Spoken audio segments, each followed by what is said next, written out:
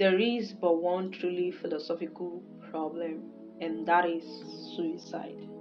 Judging whether life is or is not worth living amounts to answering the fundamental philosophical question, all the rest, whether the world has three dimensions, whether the mind has 9 or 12 categories, comes afterward. That is an inference from Camus' myth of Sisyphus.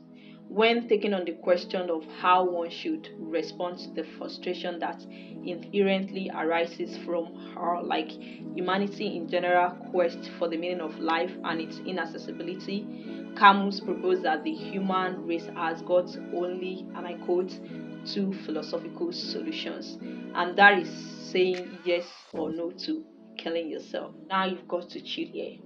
Camus. Albert Camus is the father of the philosophy of absurdism, the philosophical theory that infers that the universe is irrational and very meaningless, and that the search for or the pursuit of meaning leads and will lead humanity into conflict with the universe. The belief of the absurdist is that the world that human exists in is purposeless and crazily chaotic. Camus declared that humans are inevitably prone to encounter the strike of absurd feelings at some point in their life, and according to him, the feelings of absurdity encompasses all the feelings from when you start feeling like your whole purpose of existence is pointless, and you start asking questions like, what is the meaning of all of this? What is all of this for? Why am I even facing this much tribulations? And is there even any reason why I should keep being alive and encountering this much struggles? Then getting no response, no answer, and that resulting in some kind of frustration. Yet the universe remains silent, never sparing you a glance and never even bothering to cut you some slacks on all of your troubles.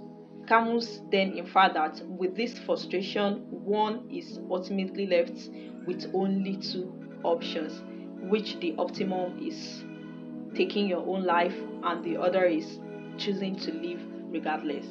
He actually considers human creatures with irrepressible will to live, and that the act of choosing not to exist over existing requires a willingness for certain level of absurdity. Yet he wondered if killing oneself because life is not worth living is some kind of fruitful truth, because flat denial from which it is plumbed comes from the belief that life has no meaning. But does its meaninglessness, or I quote, absurdity, requires one to escape it through suicide or get through it with hope? That is one thing he had wanted clarified. Does the inharmoniousity of the universe dictate death, or is Camus' inference suggesting suicide? Camus said, and I quote, I draw from the absurd three consequences, which are revolt, my freedom, and my passion. By mere activity of consciousness, I transform into a rule of life what was an invitation to death, and I refuse suicide. Now it became evident that Camus wasn't suggesting that one take his own life all along. According to him, there are two types of suicide, and that is physical and philosophical suicide. Where physical suicide is taking one life to the point of ceasing to exist, philosophical suicide involves taking one's own life by submitting oneself to a totally different type of universe, like a kind of universe created with self-made belief as well as sincere impulses rather than the actual universe of jealousy, of ambition, like huge ambition, selfishness, or maybe generosity. That becomes like a clear air on the misconception that may arise from Herbert Camus' statement that there is but one truly philosophical problem, which suicide is. He ultimately has no intention of stopping to exist despite how irrational and meaningless he perceives the universe to be. He is willing to embrace first, then rebel against the absurdity of life, have the freedom to be whoever and whatever you wanted to be, and find possible means to navigate the world without succumbing to despair or nihilism. And now we have to talk about nihilism. Hear me out. Nihilism is another very, very similar school of thought that stretches on the baselessness of existing, and just like absurdism seems to reject generally accepted or fundamental aspect of human existence, and primarily it rejects meanings, concepts, and life itself. Nihilism for some people is a condition and a state of mind, and for some people is a philosophical position. Nihilism can mean the belief that values are meaningless ideas and that nothing inherently has meaning or purpose. Friedrich Nietzsche had written that nihilism arises from questioning traditional values until they fall apart, aka value destruction. It is often seen as a word for life denying belief, since people who claim nihilists exhibit extreme pessimism and radical skepticism that condemn existence. Nihilists used to, believe in nothing and has no purpose, but now randomly you did see in the federal claiming to be optimistic nihilist. And that, if you ask me, is some kind of like oxymoronic statement. Nihilism is just nihilism, okay? It is rather absurdism when you look at it that can mean some kind of optimistic nihilism, because it does believe life to be chaotic, which is the reality that we live in. The world is unfair. We want it to be just, right?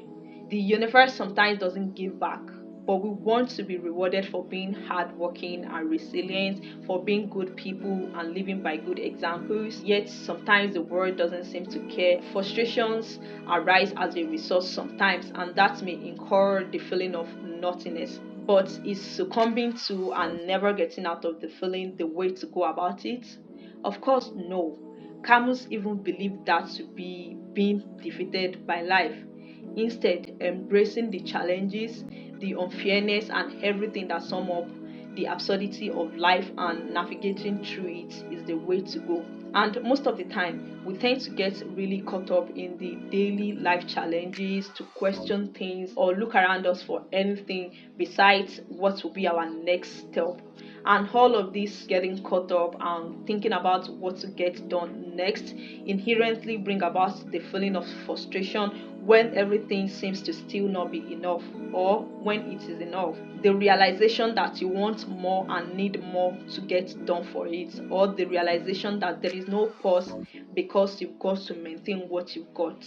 So, to feel less pressure from the grip of life, you've got to deal with life with certain level of absurdity, which certainly advisable is not suicide, not easy by giving in and living without purpose. Rather, it is by creating your own meaning and purpose in life, even if it is subjective or other perceive it as arbitrary. Because literally, trying to appoint meaning to the universe is a battle that can never be won.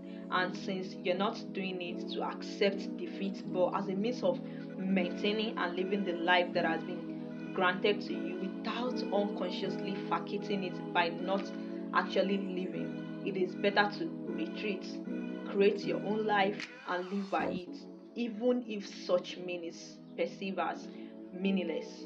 Because ultimately, the purpose of dance is dance, right? So the purpose of existing is not to be logical, right? It is simply to live or exist, literally. And should I go without saying this one? I think, right, for this very first time, I'm going to give a shout out to Robert. Thank you for always supporting my channel. I wish to have more people to mention in many other videos. Thank you guys for watching my video. My name is Olawa, and I'll see you in another video.